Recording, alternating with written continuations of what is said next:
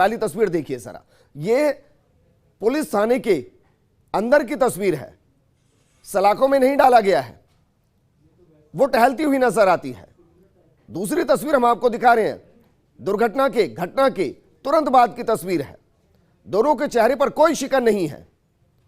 इसके अलावा जो पुलिस के अधिकारी हैं जिनकी जिम्मेदारी है जांच करने की, वो लगातार इस पर बयानों से पलट रहे हैं। मैंने आपको बयान सुनाया, फर्स्ट इंडिया ने बयान सुनाया, बयान लगभग 4 से 5 घंटे पुराना।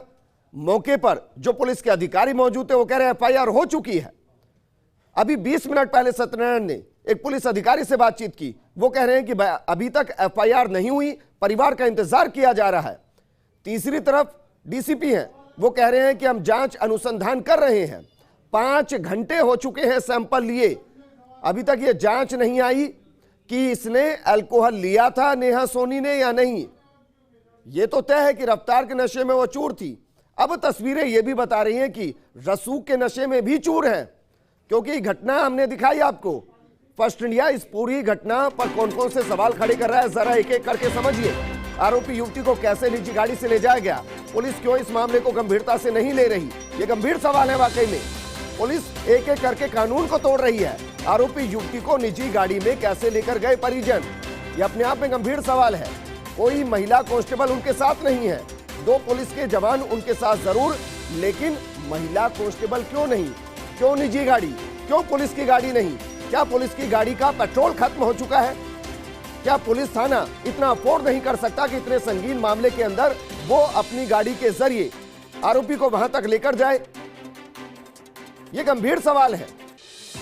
पुलिस की कार्यशैली पर लगातार सवाल उठ रहे हैं। देखिए, घटना होती है, पुलिस घटना को नहीं रोक सकती।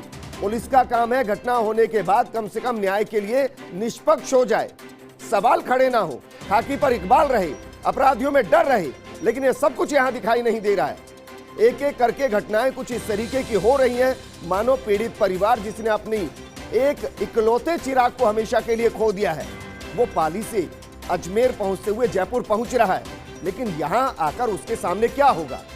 उसके सामने होगा कि पुलिस ने एफआईआर दर्ज नहीं की, उसके सामने होगा कि अभी तक उसकी मेडिकल रिपोर्ट नहीं आई, उसके सामने होगा कि लगातार पुलिस ऐसे काम कर रही है मानो वो बचाने की कोशिश कर रही हो।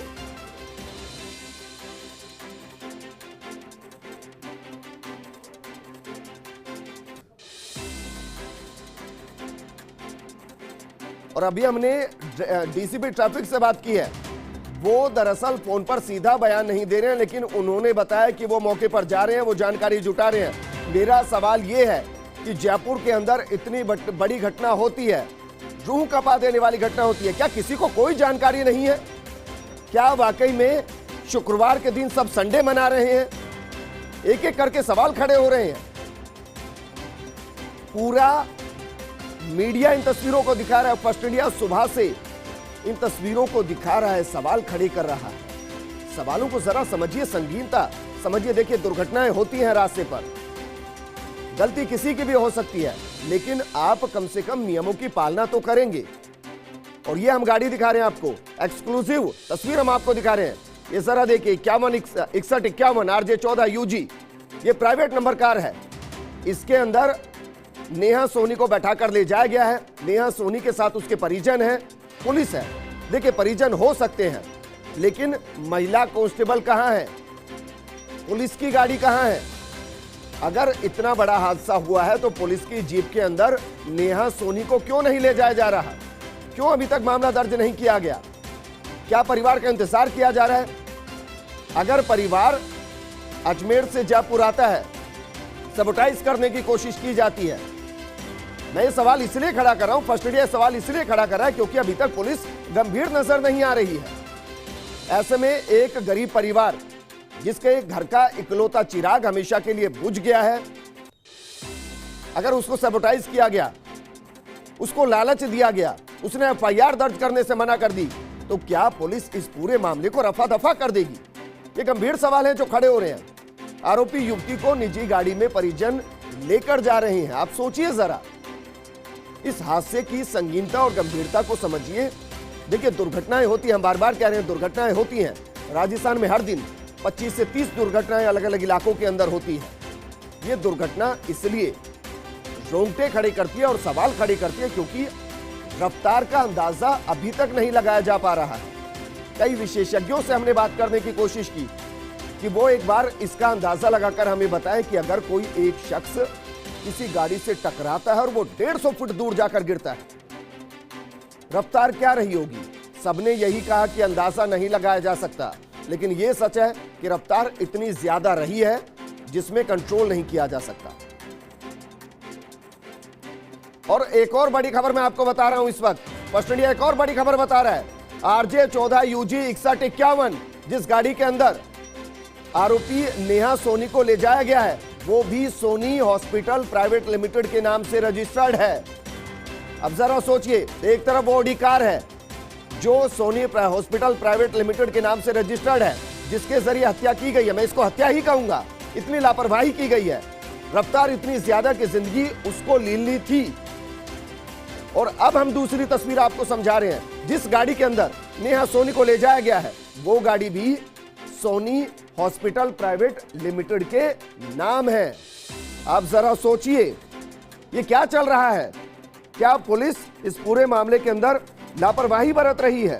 क्या पुलिस को बिल्कुल अंदाजा नहीं कि वो क्या हो रहा है?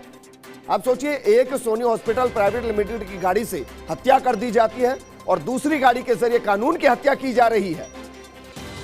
आखिर पुलिस इतने दबाव में काम क्यों कर रही है? ये तमाम गंभीर सवाल हैं जो उठ रहे हैं और ये सवाल उठते रहेंगे। ये सवाल तब तक उठते रहेंगे जब तक कि पुलिस खुलकर सामने ना कहे कि हाँ, FIR दर्ज की गई है।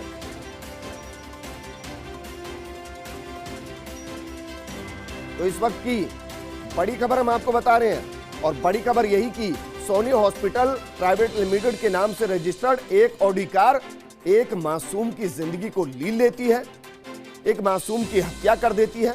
और दूसरी तरफ सोनी हॉस्पिटल प्राइवेट लिमिटेड की ये कार कानून की हत्या कर रही है।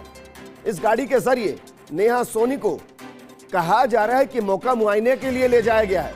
अब मेरा सवाल यह है कि मौका मुआयना अगर कराने जा भी रहे हैं तो परिवार के सदस्य क्यों जा रहे हैं? नेहा सोनी क्यों नहीं जा रही? उसके साथ महिला कांस्टेबल क्यों नहीं जा रही? ये पुलिस की गाड़ी क्यों नहीं है? ये पुलिस की जीप क्यों नहीं है? क्या पुलिस के पास इतना पैसा नहीं कि वो पेट्रोल का खर्चा उठा सके? क्या गाड़ियों का पेट्रोल खत्म हो चुका है? तस्वीरें सैकड़ों सवालों को खड़ा कर रही है। जवाब देने वाला कोई नहीं है, जवाब देने वाला कोई नहीं, कोई बताने वाला नहीं कि आखिर ये चल क्या रहा है।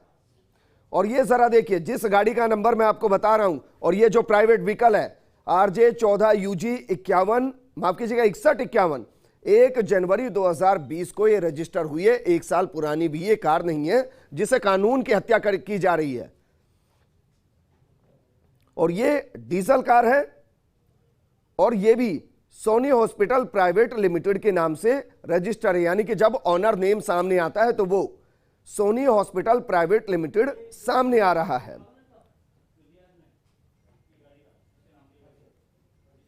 और अब हम आपको पुलिस के 2 अलग अलग अधिकारियों के बयान सुनाते हैं और इस बयान को सुनिएगा और समझने की कोशिश कीजिएगा कि पुलिस इस पूरे मामले के अंदर क्या कुछ कर रही है। एक तरफ हम बयान सुनाते हैं उन पुलिस के अधिकारी के जो मौके पर मौजूद थे और कह रहे थे FIR दर्ज हो गई, और दूसरी तरफ हम आपको बयान सुनाएंगे उन पुलिस अधिकारी के जो अभी भी कह रहे हैं कि FIR दर्ज नहीं हुई है। जरा सुनिए।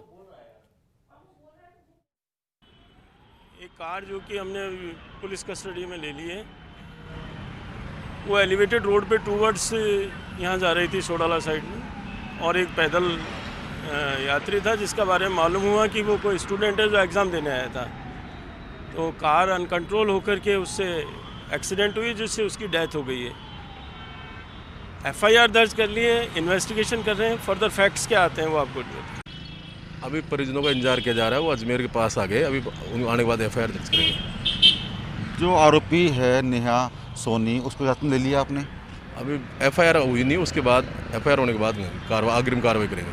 उसकी जांच वगैरह कराई गई है, सैंपल लिए गए हैं उसके? हाँ, SMS में उसका जांच, उसका मेडिकल परीक्षण कराया गया और उसकी सैंपलिंग ली गई उसे। आप इतने पुराने टाइम से पुलिस अधिकारी हैं, आपको शुरुआती देखा हुआ, क्या लगा वास्तव में नशे में थी या नहीं? नहीं, ऐसी जांच रिपोर्ट आने के बाद ही बता पाएंगे।